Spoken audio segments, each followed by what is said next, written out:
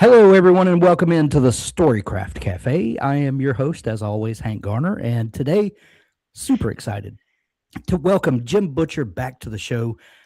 Jim's latest Dresden Files book is 12 months, and what a crazy ride this is, as always. But, when I was thinking about kind of putting this show together, Jim, I was thinking about all of the years that I've invested in this series and into Harry and all of the great characters. And I couldn't help but wonder what it had to be like for you, because you've told us the story before of, kind of how you conceived of the the general arc of this whole series, and kind of as a challenge to your writing teacher, if I remember right. Something And like that, yeah. something like that. She said, write me an outline, and you came back with like, a 20 book outline or something. And she said, Well, no. Let's get one book done. So, and that's funny and hilarious. But I can't help but wonder, at this point, uh, how much has stayed on track from where you were. But before we get to that, I do have a fun question that I want to start with, and okay. it's a two-part question, and it goes something like this: what is the best piece of writing advice that you've ever received? And subsequent to that is, did you act on it? And then the second part of that question is, what is the worst piece of writing advice, and did you act on Hmm. Uh, it? Let me think. Uh, the best piece of advice I ever got was that um, the book you never write will always feel better than the one you do, but will never be better than the one you do. Sure. So actually getting the writing done is far more important, Yeah. because that's the first thing that has to happen. Right. You can. It doesn't matter. You can have a great story in your head, and you can be a great writer, but if you don't get the writing done, it's not going to matter. So Exactly. actually getting your butt in the chair and getting the writing done is by far the most important thing you can do. And the most important way to do it is a little bit every day. I mean, you don't have to kill yourself doing it, Right. especially if you're an aspiring writer, you've got another job, that sort of thing. Yeah. Um, if you Oop. if you can get those 500 words a day in, Yeah. that's how you become a writer. Writing's a marathon game, so do it. Yeah. You have to think of it as a marathon. Sure. So you can't kill yourself, in the first 5 minutes of the marathon. You got to pace yourself over time. Yeah. Uh, 26 miles becomes longer and longer if you come flying out yeah, the gate. but yeah, Yeah. that advice, if you can get 500 words a day done, you're doing quite well. That's really good advice. Yeah. Um, Which is and if you which can is do, 2 pages, roughly. right, it's two Yeah. pages, Yeah. and if you can do that every day, then you're writing 720 720 something pages a year, 730 pages a year. Yeah. Um, and that's a couple of novels. That's quite a bit of work. Yeah. Or one Sanderson novel. Yeah, Or a half a Sanderson novel. yeah, or half of a Sanderson novel, something like that. Yeah. Right. Right. Brandon's work ethic is incredible, though. I mean, Incredible. Yeah. yeah, he's just an outstanding human being. Yeah. Yeah. So what's the worst piece of writing advice you ever got, and did you act upon it? Vampires are dead. That was the worst piece of writing advice I ever got. Don't go too heavy into vampires. Vampires are dead. Uh, Vampires have been on the way out since the 80s. Right. My whole life I've been getting the advice vampires on the way out, and yet, you know, after Anne Rice, there was Laura Hamilton and Buffy the Vampire Slayer, and after that was, that Vampire High School television show that went on for the longest time, and Twilight, Right. and yeah. I mean, I think Vampire Diaries maybe. And then there's been more after that. I mean, the vampires are perennials. They're Yeah. they're they're going to keep coming back. We Ignore that advice. I had the pleasure of interviewing Anne Rice before she passed away, and she said that she was discouraged.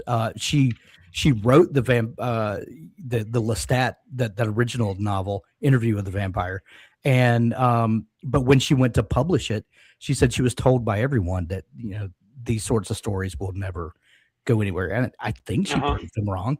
Yeah. Poor thing. Yeah, poor Yeah, thing. Right. from So her gothic mansion in New Orleans. yeah, Yeah, exactly.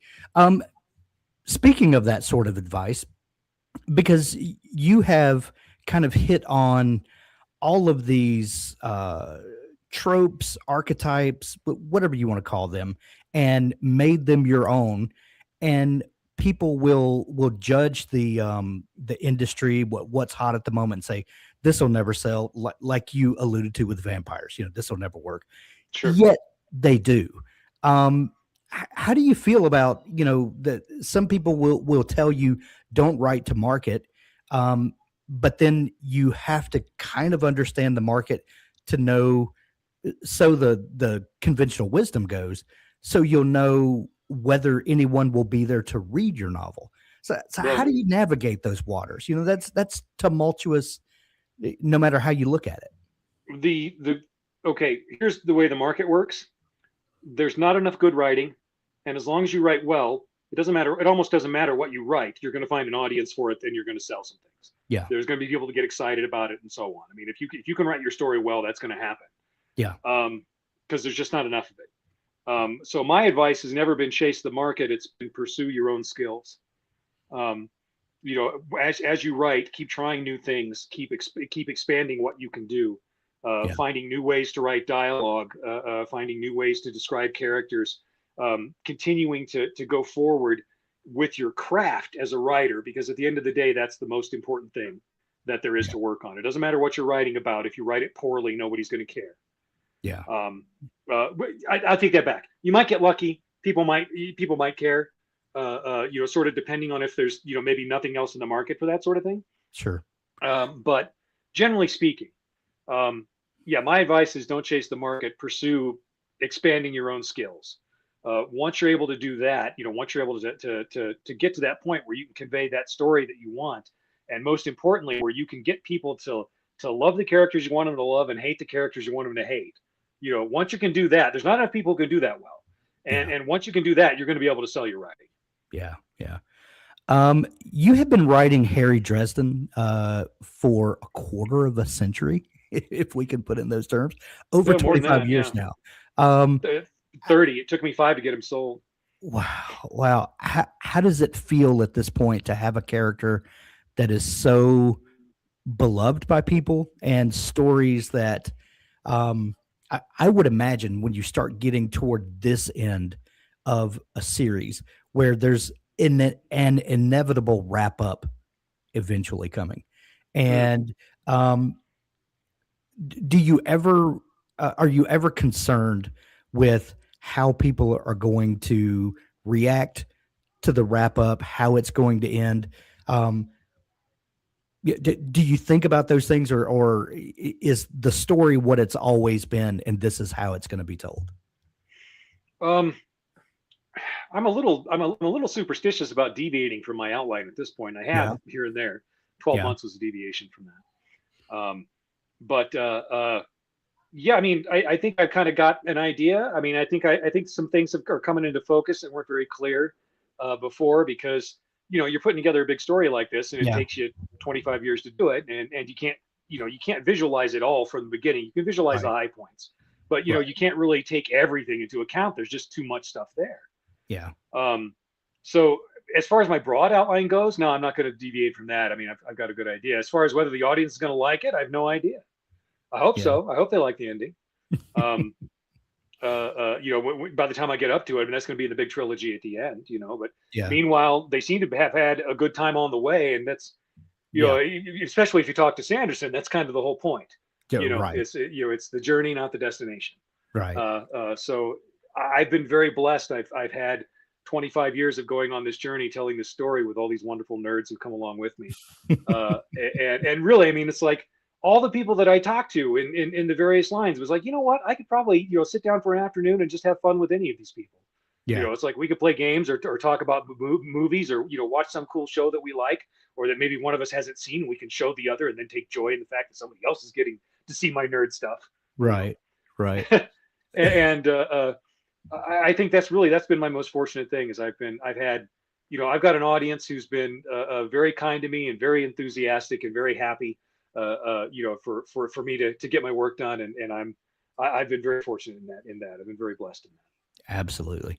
I was kind of jotting some notes for myself here earlier, and I was kind of thinking about how I have experienced the Dresden Files over the years, and I wrote the series in the beginning felt like wizard detective stories, which I think the first couple of books absolutely were, Yeah, that was the and absolute model. Yeah. yeah, and then it grew into one man gets dragged into every major supernatural war and keeps surviving long enough to matter. How does that sit with Yeah. you? This seems fairly accurate. Yeah. I mean, the story started off a certain way, and I knew it was going to be expanding into additional stuff as we went. But yet, it was also that's where everybody who fell in love with the series fell in love with it. Right. So, at the same time, it's like, okay, I can't get rid of this completely. Which is why a lot of the short stories and novellas have been very heavily on the detective stuff. You Yeah. know, and I'm going to continue to do that. As well.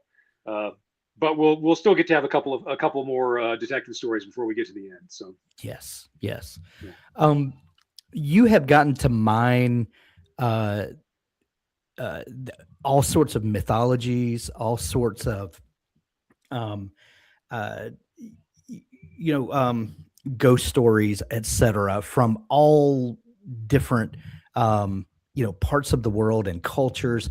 Um, which one of those, when you started digging in to get facts and to get little pieces that would allow you to root characters there in a believable way, which one of those mythologies surprised you the most? Was there anything that like really resonated with you or surprised you in a way that like, oh, this is not how it's been told in the greater cultural awareness or whatever? Uh, Really, all of them are like that. Yeah. Most of our folklore stuff comes from the stuff that was compiled during the Victorian era. Bullfinch, he's the kind of like considered the Yeah. core mythology guy. When it comes to Yeah. folklore tales, uh, and they had a very different idea of what made sense. Right. Back then to actually put into stories, and the stories that people tell are not necessarily they aren't necessarily quite as morally upright as Victorian England would have wished. Sure. Um, Yeah. so it was when I was studying that, and I was studying various Norse mythology. Hmm. And at some point, I was reading, and I was reading various different books because I was interested in the Norse at the time, Yeah. and was looking up all this stuff and reading different thoughts on it. And I realized it's like, wait a minute, if you go back into the Bullfinch books and you replace the word wedded with bedded, suddenly everything makes a lot more sense, in terms of how upset people got and so on, with what was going on. Um, That's so hilarious. and so once I realized that, I was like, oh well, then this has got to apply across a bunch of other stuff as well. And I started looking at it, and indeed, things have been very much sanitized. Disney did a lot of sanitizing of the Grimm fairy tales, for example. Yeah. Um, Oh, sure. and yeah, and our modern world has really kind of sanded off the rough edges on Yeah. on some of those stories, and I'm not necessarily sure they've done us a favor by doing that. People, we're very much beings that are still motivated by all of our primal Hmm. instinct, whether Yeah. or not we want to admit it, we are. Right. And grappling with those instincts through stories is one of those ways that you learn how to deal with them. And I'm not sure just kind of deleting those things from stories is helping anyone. Yeah. So when I was and so I'm looking at all this folklore, and I'm thinking this is going to fit perfectly into an R-rated noir sort of themed story, because this stuff is already all there. I mean, there it is. Yeah. Um, and although I would give people the advice, if you're going out and you're researching folklore and doing your writing, I did a lot of research on it over time, and I tried to do it in a very collegiate fashion, Yeah. and what I really discovered was that skip the grown-up section of the library entirely while you're doing your research. Go to the kids sections, read the stories. If you can get the original stories, do those too, because Yeah. those are still available. They're all out there. But I don't enjoy when I'm reading the grown up academic stuff. Hmm. You can't go 5 pages in folklore without tripping over Freud or Jung, and it's like, okay, well, that's interesting from a psychological standpoint, and cool for analysis and to be able to look at it Yeah. and stuff like that. For academia, it's great. For storytellers, it's not. Right. Because Storytelling is a very different thing. Go to the kids section, just get the stories, get that raw input in, and kind of move on from there. And a 20th or 21st century judgment on those is you're going to lose all the whimsy of the stories. And I think that's the fantastic advice about going to the kids stories, because they're not stripping the whimsy out of that and just letting the stories be what they are instead of yeah. I mean, there's some stories with, like especially the Norse mythos has got a lot more adult themes in it, because the Norse were, they were more primal people than we happen to be these days. Lived a lot closer to nature, and they had a lot of things that they had to face that were problems that they could not overcome, and they needed stories that told them they could. Right. And so, but it is definitely grab the kids section first. Go read those stories first and have fun. Because these stories, first and foremost, the stories that last a long time are the ones you're supposed to have fun with. Right. Absolutely right. That's amazing advice. You've talked before. I've heard you talk about the spine of storytelling as promises, progress, and payoff. When we're talking about a series as big as the Dresden Files, and I apologize that there's someone running a leaf blower right outside my window right now for some reason. When you're planning a big series like the Dresden Files, you've got this one major arc that covers the entire series, and you've got things that Harry and his friends are going to accomplish, challenges they're going to face, how they're going to overcome those, and then what that ultimate satisfying ending is going to be. But then each subsequent story in that has to follow a smaller arc. When you're sitting down at the beginning of each book, and you're kind of laying out the outline for, and I know you did a lot of this in the early days, and you say you're very superstitious about deviating from that. But are there certain, I hate to use the word formula because that sounds a certain way, but there comes a point where each Dresden File book, there are certain expectations that the readers are coming to those with. And so as a writer, I would imagine that you also are coming with certain expectations of the way that you need to tell that story, because that you have a readership that are expecting certain things. That doesn't mean that you're pigeonholing yourself, but we've talked a lot about the constraints on creativity usually enhance creativity. If you tell people draw a sunset, a lot of people are just going to freeze because they're like, well, I don't know. But then if you put, this is a beach, there are two palm trees here, the sun needs to set right between the palm trees. All of a sudden people say, okay, now I know what to, exactly. Some restrictions are beneficial. The shark isn't working. Yeah. Exactly. Yeah. So what's your process like for sitting down, starting a new Dresden Files book, understanding what the story has been so far, the big overarching story that you're telling? How do you start wedging in this particular chapter in that story?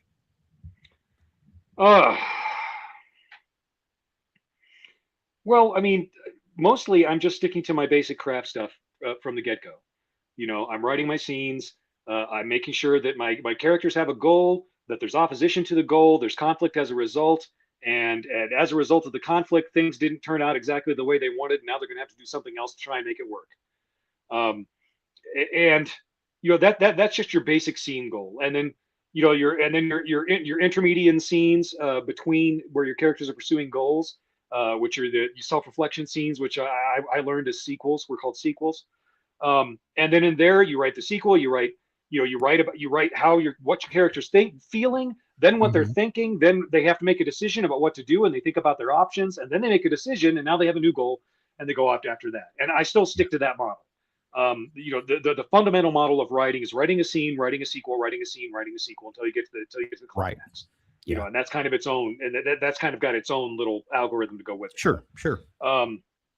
But doing that, and what I find is by sticking to the craft, I'll have an idea of what my story is and what it's going to be about and so on, Hmm. but I won't necessarily know, what the theme of the story is, Yeah. afterwards. I realized about it, I talked to somebody a couple of weeks after 12 months came out, and they said, well, it's really cool. You wrote a book with a theme about grief that you didn't, make incredibly depressing the whole time.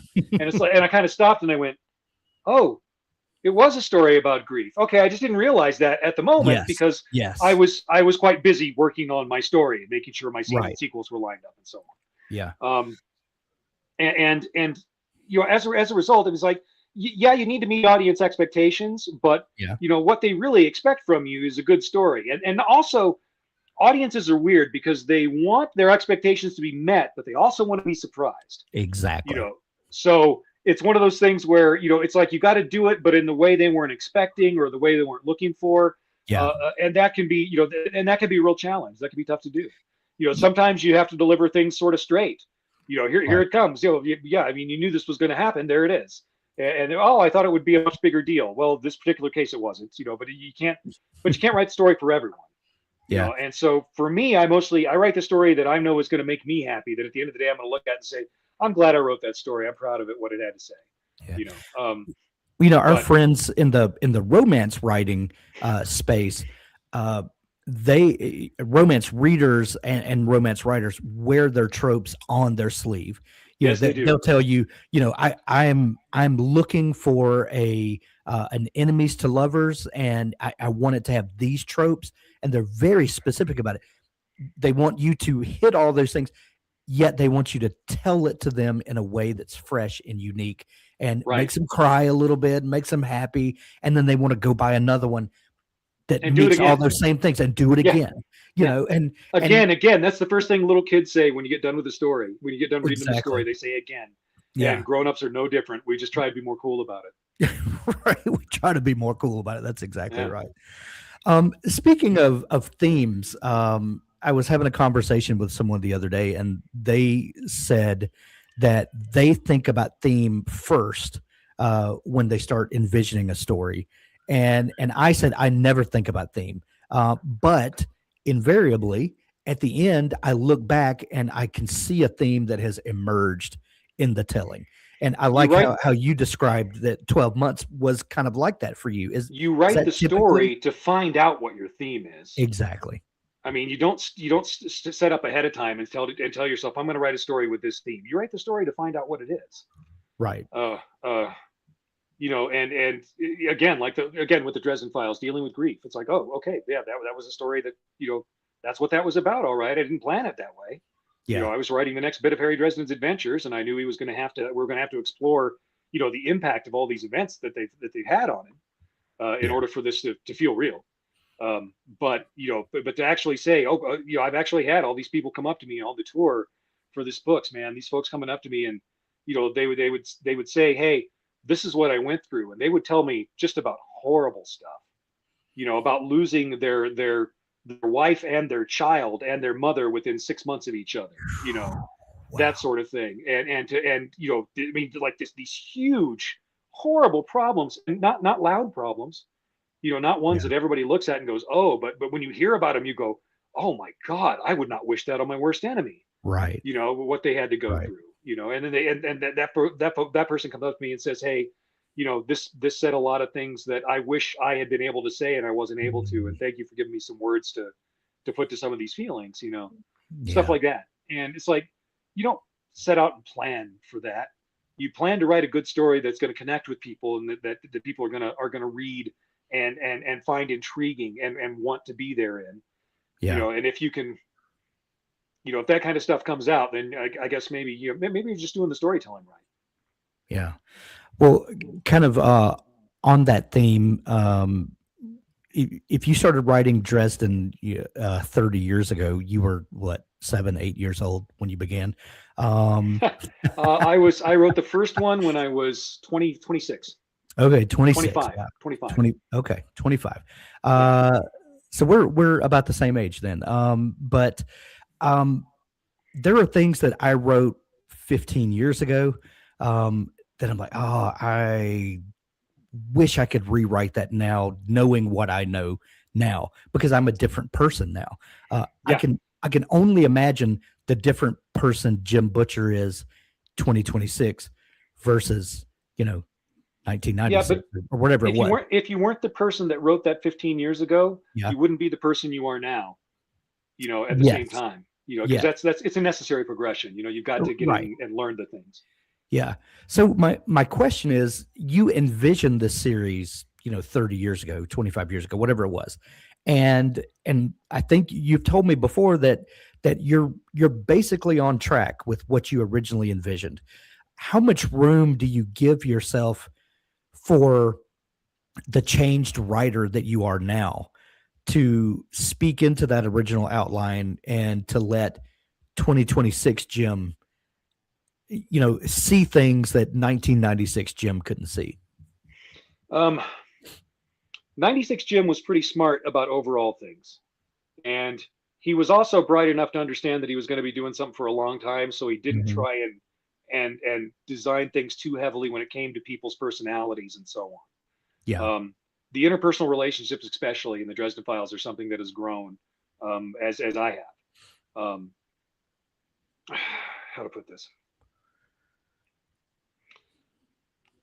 The guy I am now does not know more about writing big blood and thunder drama scenes than the guy who was in from 1996, who loved writing those big battle scenes and wrote Yeah. epic world-ending fantasy and so on. That sort of thing. I don't know more about how to write those now. I know how to write the quiet moments between those big moments better now. I know how to Yeah. rip somebody's heart out with one short sentence. At the Yeah. end of a particular scene. Yeah. Um, it's the little things that you really learn as you get older and more developed in your skills. Yeah. Um, so for that, there's things that 1996 Jim didn't understand about big events. Yeah. Um, and now 2026 Jim has lived through a few, Yeah. and it has a little bit more perspective on what that's like now. Yeah. And so I'm sticking to the same outline, generally speaking, but I'm probably spending less money on special effects and more money on trying to make sure the actors have really good scenes. Right. If that makes Yeah. sense. Of Yeah. course. Of course. Yeah. You are a notorious outliner, and we've talked about this big outline that you wrote, in the beginning. Mhm. How detailed was that original outline? Did you just kind of sketch out big events and leave yourself room to stitch those? And when you now sit down at the beginning of writing a new book, how detailed do you sketch out what's going to happen? How much pre-writing goes into each book? Um, in the original outline that I wrote, I made sure that I had the story question written for each book. I don't know if you're familiar with the idea of a story question, what that is. Yeah. But it's the idea that every story is a question, and you got to write that question out. And the Yeah. question is almost always the same. When something happens to change the status quo, your protagonist sets out to make a difference. But will he succeed when the antagonist gets in the way? And then you kind of fill in the Right. details like a Mad Lib. Mhm. And that's Yeah. kind of Right. really the way you started. So I wrote the story question for each of the books. I wrote multiple headlines from the Midwest Arcane to go along with each book. In the early books, I also wrote up Dresden would be writing these after book reports to the White Council to prove that he wasn't an idiot and he kind of knew what was going on. Um, and that was where I would establish okay, these are the rules for my monsters. Here Dresden has to be able to explain them to the White Council, and that way I know what's going on in the story. And now I can go back in the story and start playing with the rules and having fun with them. Yeah. And that was kind of that was sort of the extent of my outlining. It's like and then I would write down one-liners and some jokes here and there that I wanted to use. The anvil thing, that was a long time coming. Setting that joke up. Yeah. I don't know any other writers who tell a joke in 2010 and the punchline in 2026 or 2025. So Right. Yeah, that's deep payoff there. yeah. Yeah. If I understand right, Peace Talks and Battleground were originally one book. Is that right? Yeah, one novel. What was It was the huge.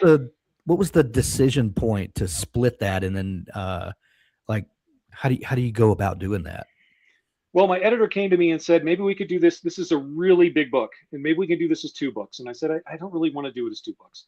And Yeah. she said, if we do it as 1 book, we're going to have to charge almost $50 in order to make a profit because we Ooh. don't have the same publisher that Tor does. Oh, We don't have the same book publisher that Tor does. So yeah. it's The- more expensive for us for books this size. We don't usually do them this big, and that's why. yeah. And I was like, oh, okay. They don't have well, a doorstop machine. Right, exactly. Yeah, they can't manufacture doorstops there. Right. So I was like, okay, well, I'm not going to be the first $50 book. That's going to be Brandon Sanderson that does that to his fans. I'm not going to do it to mine. And so you want to do 2? Okay, we'll do 2. And they both came out in 2020. And man, there was this huge promotional thing planned for them. I mean, it was going to be this big PR push and everything. And we did, theatric trailers for the books. And I invested all this money in that. And we were going to have these huge, parties and be inviting influential people to see them and hopefully, get the books noticed by Hollywood again. Yeah. All that sort of thing. That was the plan. And instead, we got COVID. It's like I had plans and God had other plans, Right. apparently. Right. So, I didn't get to do mine. But I did like that year. My fans turned out a meme. Do you remember Shazam in the movie Shazam where the roller coaster's falling, or not the roller coaster, the Ferris wheel's falling over, Yes. and the one guy just kind of wedges himself underneath it and just sort of holds it up, and they show and the meme was just the Ferris coaster, the Ferris wheel falling, and under the meme it said 2020, 2020 pandemic, and then under that to the next frame it cut down to the guy holding it up and it said Jim Butcher turning out 2 Dresden Files books, this year, and it was like, that's awesome. That made me feel like a hero. That was fun. Right. I was actually able to give some people some genuine relief at a time when they needed it. That felt good. Yeah, absolutely. You have written some of the most fantastic side characters throughout this series. And I hate to even call them side characters because characters like Murphy, Molly, Michael, Mab, all the M names, yes. All the M names, but they keep wanting to elbow their way to center stage. How do they come to you generally, and how do you keep them in their place? Well, the first thing I do is that I always remind myself before I have a negotiation with the character, those people work for me. At the end of the day, I kind of have to. Otherwise, things will go out of control. So I kind of have to maintain order. That's sort of my job as the author. Yeah. I mean, it's also to pretend to be all the characters, and to do all the lighting and setting and design and costumes and everything. That's the wonderful thing about being a writer. You get to do everything yourself. Right. But yeah, you got to remind yourself those characters are not they're not the main characters, so you can't let them take over. At the same time, you also can't let them do nothing. You have to give them some real meat to play with, to actually do things. And that's all been fine. And then I remember the rule my teacher taught me, which is that the more word count a character gets, the more important they are to the story. And so at some point you have to say, this character's just getting too much attention. They're drawing too much, attention, and the story's not moving along because they're getting more word count than they ought to. Gotta kill them. You got to kill them, or you got to reel them in somehow. Right. But you have to figure out how to make it happen. Because otherwise, you'll throw off reader expectations. They won't know what's going on. It's one of those things that is kind of subliminal that they won't notice on a conscious level, but they'll just be like, "What's wrong with this story? We keep spending all this time with this other character. Why?" And so that's just how you kind of keep them in line. And there's lots of characters that people love that I can't bring on the stage too much because they would totally take over the show. Yeah. Kids and dogs steal every scene they're in. Of course they do. Yeah. Yeah. So you can't have them there too much, or they're going to steal every scene they're in. Right. And that will become a one note sort of song pretty quick. Yeah. You have been a pretty prolific short story writer, and even up to novella. Somehow. Yeah. And I'm a huge proponent of writing short stories. I taught a workshop last week on writing short stories and all of the things that as an author that the form of the short story can do for marketing materials and things like that, other than just the love of writing short stories. But how do you think of short stories in terms of what you get to do? Do they allow you to scratch a little itch that maybe somebody's getting they're a little too big for the britches in this book? Maybe I can put them over in a short story, tell the side quest for them, or like Yeah, that's what purpose do they serve for you? well, really, they're kind of a consequence of the fact that I'm really bad at telling people no. And they'll come up with a cool short story idea, and I'll immediately have an idea for a Dresden Files story, and they'll be like, "Do you want to Mm. be in?" And I'm like, "Yeah, that'll be great." And Yeah. I never look at my schedule or anything like that. It always happens at conventions too.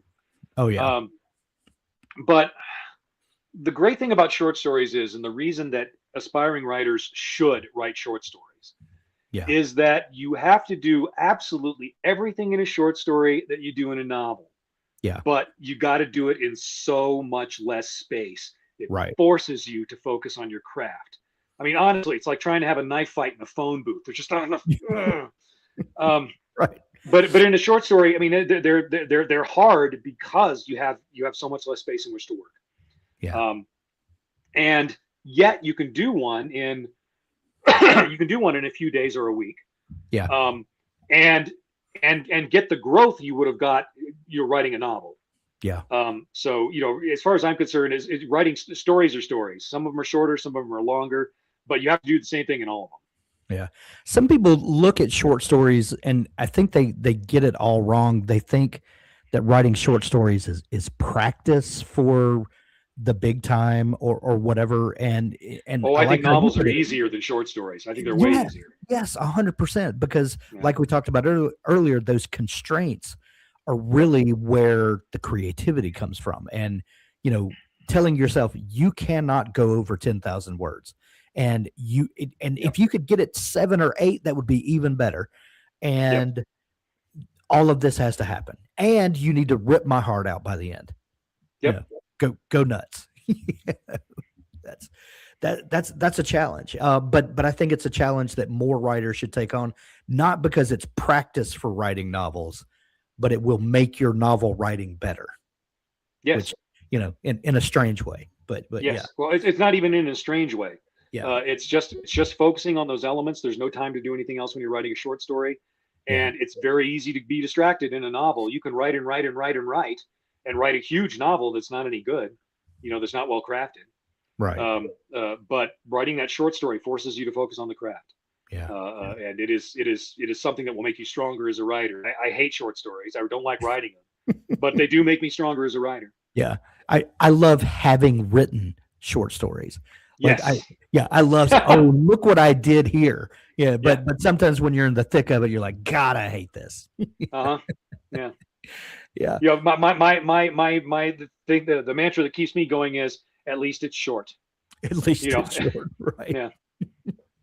Well, along the way, you've also allowed yourself to write in a couple of other series. Codex Alera was Hmm. one very loved series. Was it 6 books Yeah. total? Six series. Yeah, It's a 6 books. six-book series.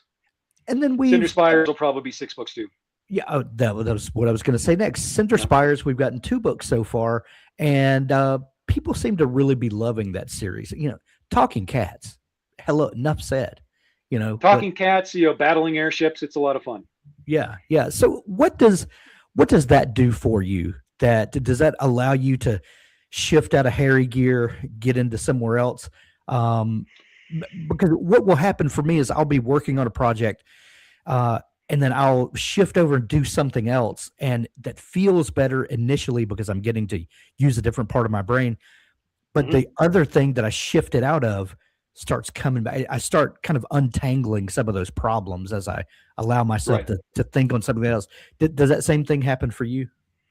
I tend to wind up writing sort of parallel stories if I write more than one at a time. Mm. Because I've done that before, where I've been working on multiple short stories, novels at the same time, and I tend to find myself just sort of doubling up on plots and stuff like that is what I've noticed. Mm. Um, so which is why I try and just do one at a time these days. Yeah. But the real thing that it does for me is when I'm shifting from the Dresden Files, which is a first-person point of view Yeah. story, to the other stories a third-person point of view.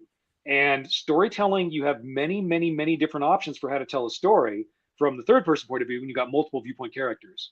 Because you can do things like reveal things to the audience, something that your character doesn't know in one chapter, and then have that character come up and face that, come upon that danger that the audience knows is there, but the character doesn't. And you can't do that in first person. That's not something that works in a first person story.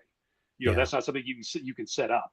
And that's just like one example. There are tens of thousands of different things that you could do that are more possible with third person than first person, which is another way to say there's more rope with which you can hang yourself, because telling a third person story is harder than writing a first person story. But that challenge is fun, and I like that. I like getting out and having different problems, and that's how I've avoided burnout on the Dresden Files. Is I go over and write one of these other series, that. And I know it's not, if you're a Dresden Files fan, you just want me to write in Dresden Files. Yeah. This is what I have to do to be able to do that. Right. So I go out and write these other stories, and I get to try different things. I get to experiment with new stuff. I get to grow as a writer that way, and then go back to the Dresden Files. And by the time I'm done with a third person story, I'm like, oh, I'm so tired of making all these choices and decisions, and how am I going to present this scene, and whose point of view is it best from, and how do I show all of this? And by the time I get back to Dresden, it's like, oh my God, okay, all my problems have just been simplified. I'm back in the saddle with Harry Dresden. Let's go have fun. And so I'm not really kind of challenging my writer self nearly as much doing it that way. Gotcha. But that's okay though. Yeah. At some point you might kind of grow out of being popular if you keep growing. If you grow too fast, that's True. also not good for you. True. Due to the split of the books we talked about earlier, that altered the book count ultimately of the Dresden Files. I think. How many books are you predicting that the series will run at this point? We're going to have 22 of the main like case file books like we've had so far, and then a 3-book trilogy at the end, and that'll be a doorstopper trilogy, I think. Nice. Do you have the closer you get? Do you go look at those outlines and make notes for yourself? Like how are you managing the growth of the series as it gets written? I mean, so far it's working out. It's working out pretty good. And it's another reason I don't want to deviate from my outline. Yeah, sure. Things have worked out so well. I mean, my God, why would I fix it? It's not broke. Yeah. So I'm just going to keep going with what I'm doing. I mean, honestly, I've never written a story this long before. I've never written a climax to a story this long before. Not a whole lot of people have. I hope it works out well. Yeah. I think it will. How are you managing like Story Bible? I would imagine the little details that you've written in of little characters and conversations, eye colors, the weird little things like that. How do you manage that amount of information that you've accumulated all this time? A lot of it's in my head. Yeah. Just I've lived here a while. I know it. A lot of it is I've got some beta readers who are particularly good with details. Yeah. And they will help me keep track of them. A lot of it is going and consulting the fan Wikipedia, because the fans put together a Wikipedia for the Dresden Files. It's cross-referenced and everything, and they put so much more energy into it than I ever could have.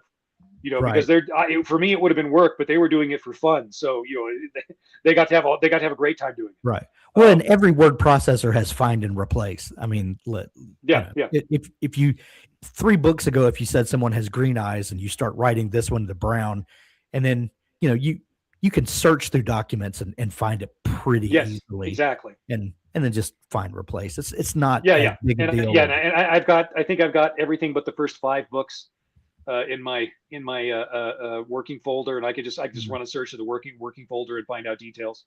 Nice. If I was smart, I probably would have used something like Scrivener, where you could just link a character's name to a character and to a character card that keeps all the details on it. You just mouse over their name and it will immediately pull up all the details. It's so useful. Yeah. If I was smart, I'd be doing that, but I'm not as smart apparently. So. I'm one of those. I got used to doing it this way, guys, and I'm going to keep doing it this way. Right. So what are you working on now, Jim? We've 12 months has been out for a few months now. You've done the promotional tour. Things are starting to kind of come down off of that. What's a day-to-day writing life day for Jim look like? Okay, well, right now I'm working on when I'm doing production days. I'm working on Mirror Mirror. the next Dresden book. It's 40-something% of the way done. Okay. I've had some other things to run into and some other releases that I've had to, get behind and do, interviews and PR for. And, Yeah. I'm going to be sitting down and signing pages today, for several hours. So, I won't be getting writing done today. But on a work day, the way it works is I'll get up, I'll exercise, I come back in, settle down with my protein shake and the dog and the cat, and we sit down on the couch and I start writing. And if I get to 2,000 words, then I'm done for that day and I can go do other stuff and have fun. And if not, if I get to about if things aren't working well, I'll usually go to about 500 words, and then my brain is making that sound like when you put a spoon in the dish disposal. And it's like, okay, so this isn't working. Okay, stop and come back. And then I'll stop and I'll do some other stuff. I'll run some errands or play a video game or play with the dog or take it for a walk or something like that, and take a break, have a meal, come back and sit down after lunch, do it again. If I get to 2,000, great, I'm done. If not, and I get to 500, all right, that's good enough for now. And then I'll stop and take a break. And usually, late afternoon is when I'm doing errands and video games and stuff like that, segueing into early evening. And before I go to sleep, I'll pick up my computer and I'll start working on it. And if I get to 2,000 words, great, I'm done for the day. And if not, then I'll stop at 500 and I will have failed and only written 1,500 words that day. And that is what my production days look like. I've heard some writers, give themselves, say, a 500 word limit per day, and they'll get those 500 words. And when they reach 500, if they're in the middle of a sentence, they stop, and so that they can come back the next day and pick up where they left off. My brain doesn't work that way. I would, the next day I would come back and go, what was I thinking? I don't, Right. But do you come to a stopping point? Like how do you carry work from one day to the next?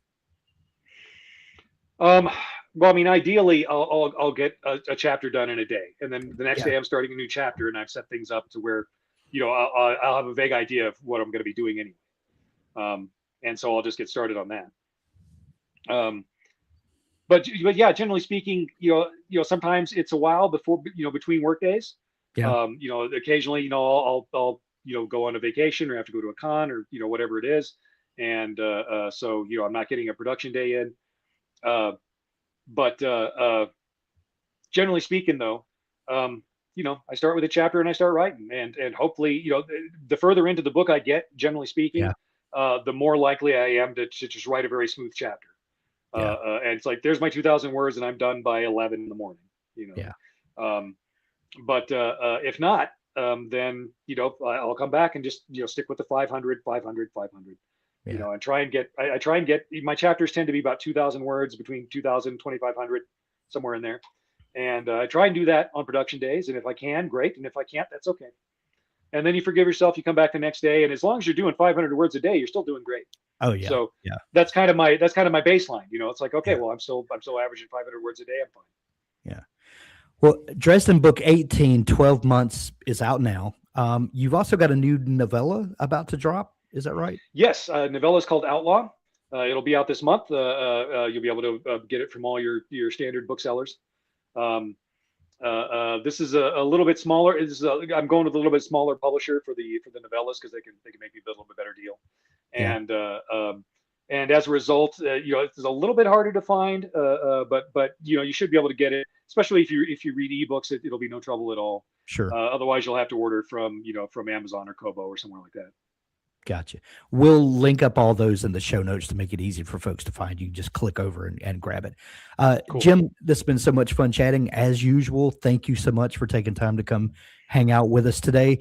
Where is the best place for someone who's, not familiar and want to get into the series, maybe jump into one of your other series? What's the best place for a new reader to find out everything they need to know and get started?